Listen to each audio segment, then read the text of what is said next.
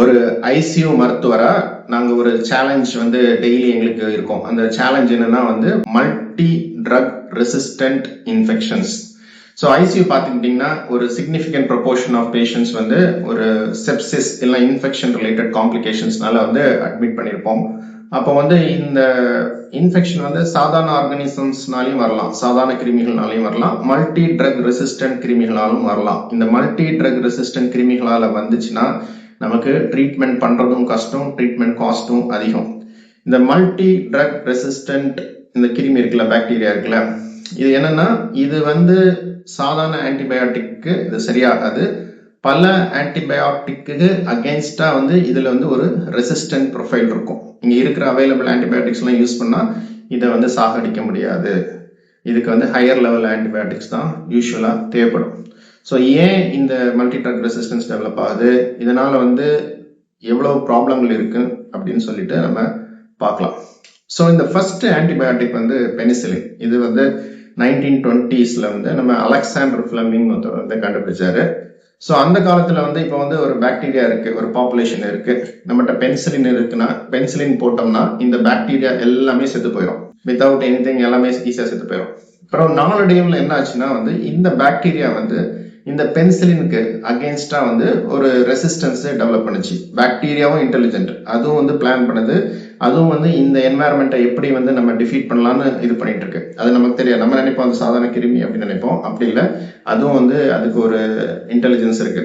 So வந்து இந்த penicillin நம்ம யூஸ் பண்றதுனால அந்த பென்சிலின் கூட அது எக்ஸ்போஸ் ஆகிறதுனால அது வந்து ஒரு பெனிசிலினேஸ் அப்படின்னு ஒரு என்சைமை ப்ரொடியூஸ் பண்ணுது. இந்த பெனிசிலினேஸ்க்கு இன்னொரு பேர் வந்து பாத்தீங்கன்னா பீட்டா லாக்டமேஸ்னு சொல்லுவாங்க.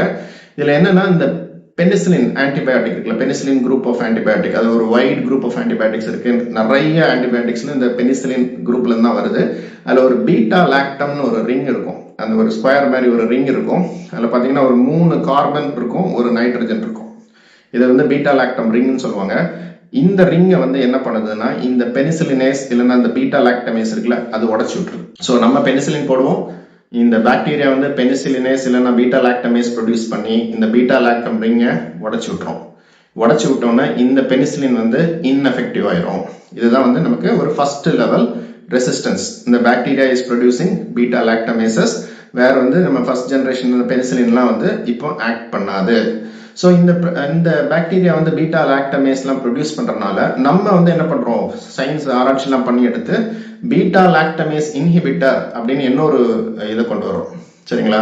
ஸோ இந்த பீட்டா லாக்டமேஸ் இன்ஹிபிட்டரை வந்து நம்ம திருப்பி போடுறோம். இப்போ கொஞ்ச நாளைக்கு வந்து இது இப்போ ஆக்ட் பண்ணிட்டு இருக்கு. இப்போ நம்ம penicillin plus beta lactamase inhibitor 2 combination எடுத்து போடுறோம், கொஞ்ச நாள் ஆக்ட் பண்ணிட்டு இருக்கு. பட் கொஞ்ச நாள் கழிச்சு இந்த பாக்டீரியா அதுவும் இன்டெலிஜென்ட் கம்யூனிகேஷன்லாம் பண்ணி இந்த பீட்டா லாக்டமேஸ்க்கு அகேன்ஸ்டாவும் ரெசிஸ்டன்ஸ் வந்து டெவலப் ஆயிருது. சரிங்களா? இதை தவிர இந்த பாக்டீரியாலாம் அதுக்குள்ள கம்யூனிகேட் பண்ணிடும். அது ஒரு இண்டிவிஜுவல் பாக்டீரியா இன்னொரு பாக்டீரியா கூட இன்னொரு ஸ்பீசிஸ் கூட எல்லாமே கம்யூனிகேட் பண்ணி எந்தெந்த ரெசிஸ்டன்ஸ் ஸ்ட்ரெயின்ஸ், எந்தெந்த ரெசிஸ்டன்ட் ஜெனட்டிக் கோட்ஸ் இருக்குல்ல, அதை ஒரு பிளாஸ்மிட்னு ஒரு இதுல என்கோட் பண்ணி ஒரு பாக்டீரியால இருந்து இன்னொரு பாக்டீரியாவுக்கு மாத்திடும். ஸோ அந்த பாக்டீரியாவும் வந்து இப்போ வந்து ரெசிஸ்டன்ஸ் டெவலப் ஆயிரும். இப்போ வந்து பென்சிலினுக்கு அகேன்ஸ்டா வந்து ஒரு ரெசிஸ்டன்ஸ் இருக்கு, அதுக்கு ஒரு ஜெனட்டிக் கோட் இருக்குன்னா அந்த கோடை வந்து பிளாஸ்மிட்ல வச்சுட்டு அங்க டிரான்ஸ்ஃபர் பண்ணிடும். இப்போ அதுவும் வந்து ரெசிஸ்டன்ட் ஆயிரும். இந்த மாதிரி அதுவும் வந்து இன்டெலிஜென்டா இருக்கு. ஸோ இப்போ வந்து நம்ம வந்து 2 போட்டாச்சு. இப்போ பீட்டா லாக்டமேஸ்க்கு அகேன்ஸ்டா பீட்டா லாக்டமேஸ் இன்ஹிபிட்டர் நம்ம போட்டிருக்கோம். ஸோ வந்து இப்போ வந்து இந்த பாக்டீரியா என்ன பண்ணுதுன்னா வந்து ஒரு 5 ஸ்ட்ராட்டஜி யூஸ் பண்ணுது. எல்லா பாக்டீரியாவும் இல்லை, மோஸ்ட் ஆஃப் த பாக்டீரியா வந்து ஒரு 5 ஸ்ட்ராட்டஜி யூஸ் பண்ணுது. ஒன்று பார்த்தீங்கன்னா முன்னாடி வந்து பீட்டா இருந்தது, இப்போ வந்து மெட்டாலோ பீட்டா லாக்டமேஸ்ன்னு சொல்லிட்டு ஒன்று ப்ரொடியூஸ் பண்ணுது. இது வந்து கொஞ்சம் வந்து வேற ஒரு பிளேசஸ்ல போய் வந்து அட்டாக் பண்ணுது. So metallo beta lactamase. Second பார்த்தீங்கன்னா அதுக்கு என்சைம் ப்ரொடக்ஷனை வந்து பல மடங்கு அதிகமாக்கிறது, ஹண்ட்ரட்ஸ் ஆஃப் டைம்ஸ் அதிகமாக்கிறது. ஸோ நம்ம போட்டிருக்க பீட்டா லாக்டமேஸ் இன்ஹிபிட்டர் வந்து அது ஓவர்வெல்ம் ஆகி செயல்படலை. தேர்ட் பாத்தீங்கன்னா அதுக்கு கோட்டைன்னு சொல்லுவோம்ல, செல் வால், அதுல வந்து சின்ன போரின்ஸ் இருக்கும், போரின்ஸ் ஹோல்ஸ் இருக்கும். அந்த ஹோல்ஸ் வழியா தான் நம்ம ஆன்டிபயோட்டிக் வந்து அந்த பாக்டீரியாவுக்கு உள்ள போயிட்டு அதை டிஸ்ட்ராய் பண்ணோம்.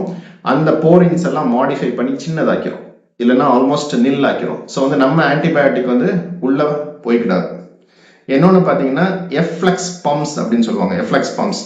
ஸோ நம்ம ஆன்டிபயோட்டிக் வந்து பாக்டீரியல் செல்லுக்குள்ள போயிடுச்சு, பட் வந்து அந்த எஃப்ளெக்ஸ் பம்ப்ஸ் மூலமா அந்த ஆன்டிபயோட்டிக் எல்லாம் பிடிச்சி அதை செல்லுக்கு வெளியே தள்ளிடுது. இன்னொன்னு alteration of the penicillin binding proteins. இந்த பெனிசிலின் பைண்டிங் புரோட்டீன் வந்து பாக்டீரியால உட்காந்துட்டு இருக்கும். அதுலதான் நம்ம பெனிசிலின் குரூப் ஆஃப் ஆன்டிபயோட்டிக் போய் உட்கார்ந்து முதல்ல அட்டாக் பண்ணும். இப்போ அதுக்கு ஸ்ட்ரக்சரை ஆல்டர் பண்ணிடுது. ஸோ நம்ம பெனிசிலின் வந்து கன்ஃபியூஸ் ஆயிடுது, எங்கேயும் போய் உட்கார்றதுக்கு இடம் இல்லை. இந்த மாதிரி பாக்டீரியாவும் வந்து பல வகையில இந்த அவாய்ட் பண்ணுது. ஸோ இது வந்து நமக்கு ஒரு இன்ட்ரெஸ்டிங்கா இருக்கும். இந்த சின்ன வயசுல நாங்க வந்து இந்த மகாபாரதம் எல்லாம் போட்டிருப்பாங்க இந்தியா ஃபுல்லா. அப்போ வந்து ஒரு குரூப்ல இருந்து ஒரு மிசைல் மாதிரி ஒன்று அனுப்புவாங்க, இன்னொரு குரூப்ல இருந்து இன்னொரு மிசைல் அனுப்பா, ரெண்டும் வந்து இடிச்சுட்டு அப்படி வந்து வெடிக்கும். அதே மாதிரி வந்து நம்ம ஆன்டிபயோட்டிக் பிளஸ் அதுக்கு அப்புறம் வந்து பீட்டா லாக்டமேஸ் இன்ஹிபிட்டர் எல்லாம் போடுறோம். இங்க பாக்டீரியாவும் வந்து இதெல்லாம் பண்ணிட்டு இருக்கு. இப்போ இந்த பாக்டீரியா பாத்தீங்கன்னா நான் சொன்னேன், ஒரு இதுல இருந்து இன்னொரு இது பிளாஸ்மிட்ல வந்து இந்த ரெசிஸ்டன்ஸோட ஜெனட்டிக் கோட் வந்து டிரான்ஸ்ஃபர் ஆகுதுன்னு சொல்லிட்டு, இதனால இப்ப நிறைய பாப்புலேஷன் ஆஃப் பாக்டீரியா வந்து ட்ரக் ரெசிஸ்டண்டா இருக்கும். ஸோ நம்ம வந்து நிறைய ஆன்டிபயோட்டிக்ஸ் குரூப் இருக்கும். நான் சொன்ன beta lactam group, penicillin group, அதே மாதிரி செஃப்லோஸ்போரின் இருக்கு, அப்புறம் ஃப்ளூரோகுயினலோன் இருக்கு, அமினோகிளைகோசைட்ஸ் இருக்கு, கார்பாபினம்ஸ் இருக்கு. இந்த மாதிரி நிறைய ஆன்டிபயோட்டிக் குரூப் இருக்கு. அந்த ஆன்டிபயோட்டிக் குரூப்புக்கு அகேன்ஸ்டா வந்து இந்த பேசிலை வந்து ரெசிஸ்டண்டா இன்க்ரீசிங்ல ரெசிஸ்டண்டா இருக்கு. சரி, இது வந்து நமக்கு இது தியரி. இப்போ வந்து நம்ம பேஷண்ட்னு எடுத்துக்கிட்டோம்னா ஐசியூல வந்து பேஷண்ட்டுக்கு வந்து எப்பவும் இந்த மல்டி ட்ரக் ரெசிஸ்டன்ட் இன்ஃபெக்ஷன் இருந்துன்னா பொதுவான ஆன்டிபயோட்டிக் வந்து செயல்படாது. அப்போ வந்து நம்ம வந்து ஹையர் ஆன்டிபயோட்டிக்ஸ் தான் நம்ம வந்து கொடுக்க வேண்டியது இருக்கும். அந்த ஹையர் ஆன்டிபயோட்டிக்ஸ் வந்து நிறைய வந்து ரிசர்வ் கேட்டகரியில வச்சிருப்பாங்க. நமக்கு ஹையர் ஆன்டிபயோட்டிக்ஸ் நம்பரும் லிமிட்டடா இருக்கும். சரிங்களா? நம்பர் லிமிட்டட்னா number of available antibiotic choices வந்து நமக்கு லிமிட்டடா இருக்கும். ஸோ இன்னொன்று வந்து இந்த ஆன்டிபயோட்டிக்ஸ்லாம் ரொம்ப எக்ஸ்பென்சிவாக இருக்கும். இந்த ஆன்டிபயோட்டிக் மட்டுமே வந்து 1 டேக்கு ட்ரீட் பண்ணுறதுக்கு கிட்டத்தட்ட 10,000 அண்ட் அபவ் வந்து வரலாம். ஸோ ஒரு ஆவரேஜ் 10,000 வச்சுக்கிட்டா கூட நீங்கள் வந்து ஐசியூவில் வந்து ஒரு 7 days to 10 days வரை ஆன்டிபயோட்டிக் நம்ம கொடுக்க வேண்டியது இருக்கும். அப்படி பார்த்தீங்கன்னா 70,000 to 80,000 வந்து இந்த cost of the antibiotic alone அந்த மாதிரி வர்றதுக்கு சான்ஸ் இருக்கு. ஸோ இது வந்து வேர்ல்டு வைட் ப்ராப்ளம். இது வந்து பெரிய காம்ப்ளெக்ஸ் ப்ராப்ளம். இது ஒரு இண்டிவிஜுவலா நம்ம எதுவும் பண்ண முடியாது. இதுக்கு வந்து இந்த governments, multilateral government bodies like WHO, world health organisation, medical colleges, pharmaceutical companies, doctors, hospitals, ICU cleaning வரை வந்து நிறைய பேருக்கு நிறைய ரோலை வந்து கரெக்டா பண்ணாதான் வந்து இதை வந்து நம்ம காம்பேட் பண்ண முடியும். ஸோ இப்போ வந்து நம்ம அஸ் அ பப்ளிக்கா நம்ம என்ன பண்ணலாம்னா 2 விஷயங்கள் வந்து நம்ம மெயினா பண்ணணும். அது என்னன்னா, அடிக்கடி தேவையில்லாம ஆன்டிபயோட்டிக்ஸ் வந்து சாப்பிடக்கூடாது. நான் நிறைய பேர் பார்த்துருக்கேன், அவங்க வந்து திடீர்னு சின்ன இருமல் சளி வந்துன்னா அவங்களே செல்ஃப் மெடிகேட் பண்ணிடுவாங்க. ஆன்டிபயோட்டிக் எடுத்துட்டே இருப்பாங்க, ரிப்பீட்டடா எடுத்திருப்பாங்க. ஒரு மாசத்துக்கு 3 வாட்டி 4 டைம்ஸ் எடுப்பாங்க. இப்படி நம்ம ரிப்பீட்டடா ஆன்டிபயோட்டிக்ஸ் எடுத்தோம்னா இந்த நம்ம ஃப்ளோரா மாறிடும், ஆன்டிபயோட்டிக் ரெசிஸ்டன்ஸ் டெவலப் ஆயிரும். அந்த ஆன்டிபயோட்டிக் திருப்பி யூஸ் பண்ணா நமக்கு செயல்படாம இருக்கலாம். ஸோ வந்து அன்னெசரியா ஆன்டிபயோட்டிக் நம்ம எடுக்கக்கூடாது. நிறைய டைம் பார்த்தீங்கன்னா இந்த ரெக்கரண்டா வர இருமல் சளி வந்து இன்ஃபெக்ஷன் கிடையாது, அது வந்து அலர்ஜினால வருது. சரிங்களா? அதை நோட் பண்ணிக்கோங்க. செகண்ட் வந்து பாத்தீங்கன்னா வந்து நமக்கு இப்போ ஒரு யூரினரி ட்ராக்ட் இன்ஃபெக்ஷன் இருக்கு, நம்ம டாக்டர்ஸ்ட போறோம், அவங்க ஒரு ஆன்டிபயோட்டிக் பிரிஸ்கிரைப் பண்ணிருக்காங்க. சப்போஸ் 7 days பிரிஸ்கிரைப் பண்ணாங்கன்னா நம்ம நிறைய வாட்டி என்ன பண்றோம்னா 3 days எடுப்போம். 3 days எடுத்தோம்னா நமக்கு சிம்டம்ஸ்லாம் ரிலீவ் ஆயிரும், ஃபீவர் ரிலீவ் ஆயிரும், யூரின் போச்சுல பெயின்லாம் போயிடும். அப்ப நம்ம அசியூம் தட் நம்ம கியூர் ஆயிட்டோம் அப்படின்னு சொல்லிட்டு அதை ஸ்டாப் பண்ணிடும். ஆனா வந்து ஆக்சுவலி பாத்தீங்கன்னா அந்த கிருமியை வந்து நம்ம பாதி தான் கொண்டிருப்போம், மீதி இருந்துட்டு இருக்கோம். அதுக்கு இப்போ வந்து லோ கான்சென்ட்ரேஷன் ஆன்டிபயோட்டிக் இருக்கிறதுனால திருப்பி அதுக்கு ரெசிஸ்டன்ஸ் ஈஸியா டெவலப் ஆகும். ஸோ அந்த ஆன்டிபயோட்டிக் பிரிஸ்கிரைப் கொடுத்தாங்கன்னா நம்ம கரெக்டான டோசேஜில் கரெக்டான டியூரேஷன் எடுத்து முடிக்கணும். நம்ம வந்து 7 days கொடுத்தாங்கன்னா 7 days எடுக்கணும். இது செகண்ட் பாயிண்ட்.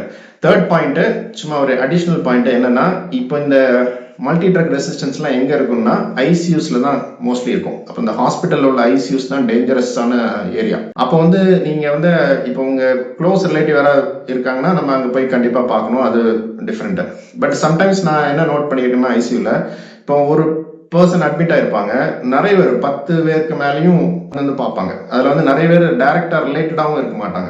இந்த மாதிரி வர்றாங்கல்ல, அவங்களுக்கு ரிஸ்க் இருக்கு. என்னன்னா நம்ம இந்த ஹாஸ்பிட்டல்ல அந்த ஐசியூல உள்ள எல்லா சர்ஃபேசஸ்லயும் இந்த மல்டி ட்ரக் ரெசிஸ்டன்ட் ஆர்கானிசம்ஸ்லாம் இருக்கும். நாங்கள் அன்னெசரியா நீங்க டோரை ஓப்பன் பண்ணுவீங்க, டேபிள தொடுறீங்க, இல்ல காட்டை தொடுறீங்க, பேஷண்ட்டை தொடுறீங்கன்னா கையில வந்து மல்டி ட்ரக் ரெசிஸ்டன்ட் ஆர்கானிசம்ஸ் வர்றதுக்கு சான்ஸ் இருக்கு.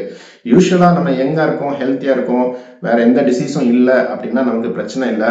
பட் வந்து வயது அதிகமாக இருக்குது, இம்யூனிட்டி கம்மியா இருக்குது, சுகர் வந்து அன்கண்ட்ரோல்டா இருக்குது, இல்லைன்னா நீங்க வந்து ஹேண்டை ஒழுங்கா ப்ராப்பரா வாஷ் பண்ணாம வந்து மூக்கெல்லாம் தொடுறீங்க அப்படின்னா நமக்கு வந்து அந்த மல்டி ட்ரக் ரெசிஸ்டன்ட் ஆர்கானிசம்னால இன்ஃபெக்ஷன் வரலாம். ஸோ அதையும் நம்ம தெரிஞ்சுக்கணும்.